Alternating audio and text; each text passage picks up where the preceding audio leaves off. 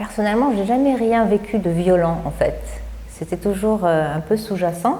Donc la réalisation de cette violence sociale ne m'a vraiment frappée de plein fouet qu'au fur et à mesure de la vision que j'avais de mon propre travail. Tout d'un coup, j'ai réalisé en fait que les choses s'étaient justement construites par rapport à un système qui était complètement contraignant sur moi. Et quand je repars en arrière, je me souviens évidemment de la petite fille que j'étais et qu'on traitait de garçon manqué. Et je me souviens que j'étais tout le temps en train de dégager une énergie qui dérangeait. Et j'ai vite compris qu'être une fille, c'était quelqu'un qui ne devait pas déranger. Et j'ai essayé vainement de me ranger dans ces catégories-là, justement, jusqu'au jour où, grâce à mon travail d'artiste, je suis passée à autre chose. Et au contraire, j'ai assumé cette position de dérangement des choses. Et je me suis posé ces questions-là. Je me suis dit, mais pourquoi je n'ai pas compris ça plus tôt? Pourquoi je suis très vite rentrée? Je suis rentrée dans un système de vie rangée, mariée, avec mon travail d'artiste à côté qui ne dérangeait pas ma vie de famille, etc. Pourquoi j'ai accepté tout ça? Et je me suis rendu compte que c'était un long process très bien imprimé dans mon cerveau, dans mon petit disque dur, mais qu'on m'avait imprimé ce process. Et j'ai mis un temps, heureusement, c'est quand je suis partie faire mes études dans une langue autre, justement l'anglais, à McGill. J'ai fait de l'anthropologie justement aussi pour interroger ces catégories dans lesquelles on était enfermé inconsciemment. Et les catégories et de femmes arabes, et de femmes musulmanes, et de femmes mariées ou pas, et d'objets sexuels, et toutes ces catégories dans lesquelles on devait passer pour arriver à exister dans un monde d'hommes. Et c'était tellement pertinent dans notre société où je voyais très bien qu'on avait la permission d'exister dans un espace masculin. C'était pas évident, c'était quelque chose que les femmes se battaient tous les jours pour ça et je le voyais très bien. Mais ce qui était encore plus étonnant, c'est que je me rendais compte que c'était les femmes qui bossaient le plus dans ce pays, que c'était les femmes qui construisaient ce pays. Chaque fois que je trouvais une femme du milieu populaire, c'est elle qui faisait vivre toute sa famille ou qui faisait vivre le mari. Ou à la campagne, c'est pareil, on voit les hommes qui palavrent pendant que les femmes élèvent les enfants, récoltent, etc. Les hommes communiquent, ils sont dans l'écrit, ils ont droit à l'écrit. Les femmes en ont été privées très longtemps, elles ont été effacées de l'histoire à cause de ça. Et je me suis rendu compte qu'elles existaient toujours par rapport à un homme. Ma position, elle est comme ça, j'existe, j'ai une vraie existence et j'ai rien subi de violent parce que j'existe grâce à deux hommes qui sont des hommes importants. J'avais un père très important et j'ai un mari qui est un homme aussi qui a des fonctions très importantes. Et je me suis rendu compte que j'existais toujours par rapport à un homme.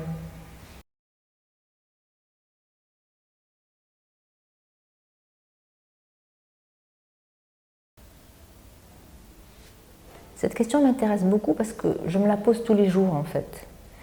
Dans mon tempérament, je suis engagée et je me rends compte que je ne suis pas vraiment engagée dans mon travail, mais c'est un fait. Je suis un peintre et je suis intéressée par les histoires de peinture. Pour moi, le seul réel dans l'art, c'est l'art.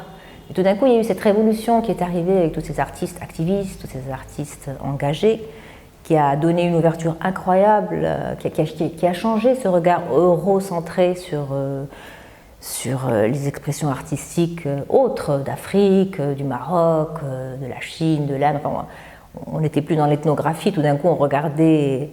Et je pense que les artistes, et surtout les artistes femmes, ont vraiment bénéficié de ça, parce que ça leur a permis de passer une étape vraiment très rapide, d'avancer très très rapidement et d'être visible grâce à ce regard, mais qui passait par une politique, c'est certain.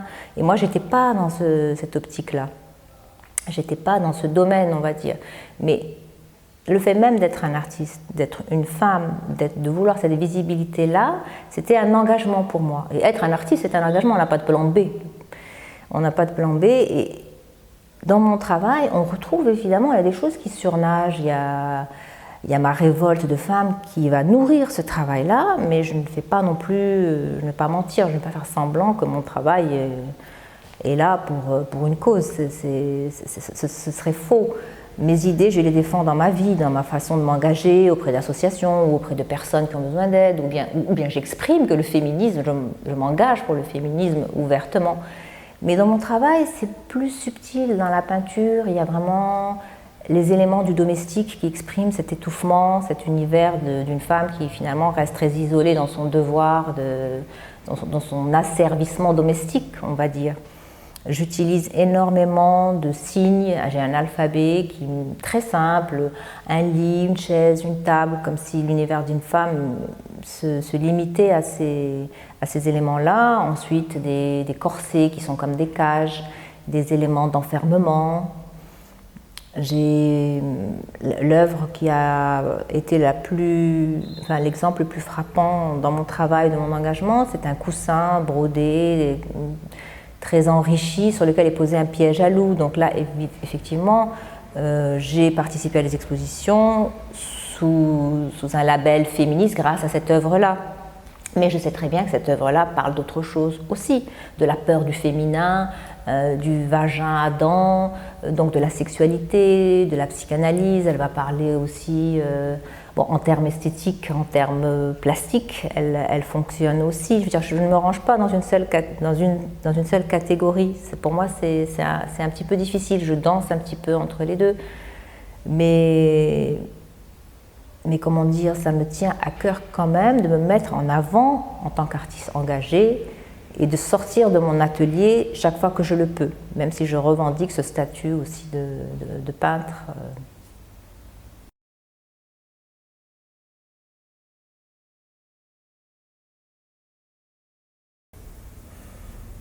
Avant de répondre à cette question, je voudrais juste revenir sur la question précédente, sur l'intersectionnalité, parce que j'ai oublié de dire une chose importante, c'est que les catégories maintenant sont difficilement, on ne peut pas s'enfermer dans une seule... en fait, tout communique, et mon travail, je tenais quand même à le dire, a beaucoup tourné autour du personnage d'Alice, Alice au Pays des Merveilles, mais en tant que personnage, justement, petite fille qui dit non, qui symboliquement dit non, parce que devenir adulte, c'est transgresser la règle, c'est transgresser la loi. Et c'est un personnage important pour moi, parce que ça a été une étape décisive. D'abord, je l'ai exprimé un petit peu différemment, je suis passée à la photo, à une mise en scène photographique, à une mise en scène de moi-même, tout en étant cachée. Ça parlait beaucoup de l'espace des femmes musulmanes, qui sont tout le temps cachées, tout en étant extrêmement présentes. Et qui s'évade beaucoup par, on a toujours l'image de la femme dans les pays orientaux qui raconte des histoires. Et Alice est vraiment une conteuse, elle raconte une histoire, mais c'est un conte initiatique, donc c'est très important. C'est pas quelque chose, c'est pas un conte de fées qui malheureusement, j'ai constaté, m'a beaucoup façonné l'esprit dans cette espèce d'attente du prince charmant, de la maison dans laquelle il y aurait beaucoup d'enfants, donc ce rôle un petit peu passif de la femme. Et j'ai saisi ce personnage d'Alice parce qu'elle dit non. Et elle explore d'abord toute sa sexualité féminine, et puis elle explore tout ce labyrinthe intérieur, les questionnements, etc., qui font grandir. C'est un récit initiatique, comme tous ces merveilleux récits initiatiques des géographes anciens qui parlent de géographie réelle et d'irréel, du merveilleux, et l'art, c'est du merveilleux. Donc après avoir dit ça, je vais essayer de répondre à votre question. Au Maroc, c'est difficile de répondre clairement. On n'a pas de statistiques réelles, on n'a pas de chiffres réels. On a une politique qui commence, mais qui est très intéressante parce que comme on est dans un pays où il y a eu très peu de représentation finalement du corps, les femmes n'ont pas eu à exhiber leur corps pour se libérer. On n'a pas eu besoin. D'ailleurs, je trouve souvent c'est dommage. On a l'impression qu'une femme qui se dénude est une femme libérée et qu'une femme qui est voilée ou cachée n'est pas une femme libérée. Et ça, c'est un petit peu des systèmes de pensée européens appliqués à nos modes de vie à nous. Bon, mais c'est un autre sujet, c'est quand même plus complexe à développer. Mais ce que je tenais à dire sur cette question, c'est qu'effectivement, on a toujours essayé de me cantonner dans des expositions de femmes, par exemple. Et quand on m'envoyait à l'étranger dans des expositions qui représentaient le Maroc, j'avais l'impression d'être un petit peu exhibée comme pas un animal de compagnie très chic, mais presque. Je me suis beaucoup énervée contre ça et j'ai très souvent refusé de participer à des expositions avec le label Ghetto aux femmes. Et ensuite, je me suis même amusée à être le commissaire d'une expo où je n'ai exposé que des femmes dont j'admirais le travail, sans préciser exposition de femmes ou des femmes. Il y avait juste des noms d'artistes et bon, il se trouvait que c'était des femmes. Mais who cares? Quelle importance? C'était ça le sujet réel, c'est que ça n'a aucune importance. Et au Maroc, on devrait imposer peut-être une politique de quotas aussi, ce serait pas mal. Parce que les gens sont quand même extrêmement ouverts à l'idée d'une femme artiste, mais je me demande parfois si c'est pas un peu pervers, si c'est pas dans le sens que, oh, de toute façon, une femme n'a pas besoin d'un vrai métier, donc artiste, c'est pas un vrai métier, donc les femmes peuvent faire ça.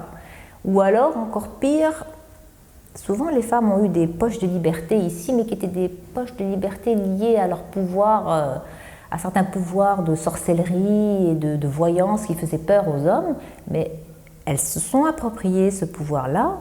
Et donc finalement être un peu une artiste, c'est un peu être une sorcière. Donc bon, ça correspondait quand même toujours à l'archétype de la femme artiste. Donc là, j'ai développé 2 idées. La troisième, la pire, c'est que de par, j'ai quand même un statut un petit peu bourgeois dans cette société et je me rends très bien compte quand je vais dans les salons, etc., qu'imposer mon statut d'artiste est impossible. Personne n'arrive à croire qu'une personne un petit peu bourgeoise puisse être une artiste. Je ne rentrais pas dans cette catégorie-là. Donc les femmes font de la peinture sur soi. Donc les femmes sont des sorcières, les femmes font de la peinture sur soi, mais les femmes vraiment artistes, on ne leur accorde pas ce statut-là parce qu'une femme ne doit pas transgresser, ne peut pas être un personnage transgressif. Et pendant des années, j'ai obéi à cette loi-là. J'ai été une parfaite mère de famille, j'étais une parfaite épouse, j'étais une parfaite bourgeoise et je faisais mon petit travail d'artiste bien caché à côté dans mon petit terrier comme Alice jusqu'au jour où j'ai décidé de sortir de ça et qu'il fallait que ma vie soit un tout. Ne plus être dans cette sorte de schizophrénie où il y avait 2 personnes qui existaient en se faisant face sans se regarder en fait.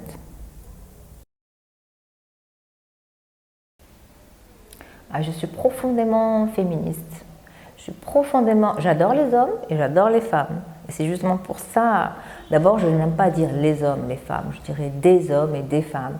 Et je pense que beaucoup d'hommes aussi souffrent de ce système patriarcal millénaire qui nous enferme dans des catégories.